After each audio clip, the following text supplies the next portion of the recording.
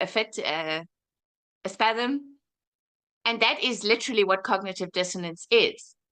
It's when the prefrontal cortex, which is the most reasonable and rational part of the brain, where our executive function exists, suddenly is confronted with an idea that doesn't fit the confirmation bias model. And so it's like a rattle in that prefrontal cortex. That's where the dissonance part of it comes in. Whereas anything that's in line with our confirmation biases is going to be harmonious. And so I must just say, in terms of harmony in relationship, I don't want to leave people with the idea that they, on their own, with the help of the brain, using confirmation bias, can create harmony in relationship, because relationships, literally, it takes two to tango, right?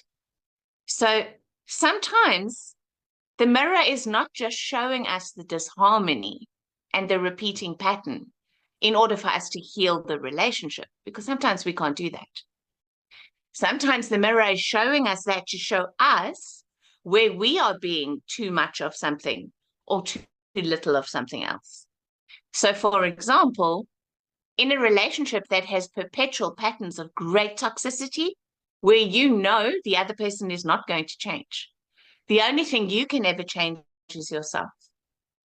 So the mirror is showing you perhaps too much tolerance, perhaps far too few or too weak boundaries. And that is what will shift the pattern, not just some kumbaya harmony, right? Because I like to think about it like an orchestra. The whole orchestra could be playing in harmony. And then in one corner is a dissonant note. But if the entire orchestra is busy playing the music in the wrong key, then it is not the one dissonant note that is the problem. So we have to exercise our discernment. Yes. To understand, all right, when is the one dissonant note the cacophony in an otherwise beautiful symphony? And when is the whole orchestra playing in the wrong key? And very often in relationships, it's the orchestra part of the equation that we're being shown, and not the one little dissonant note. Because so often we want to take responsibility for that in terms of now we must fix something that isn't fixable just by changing our minds, because we can't change somebody else's.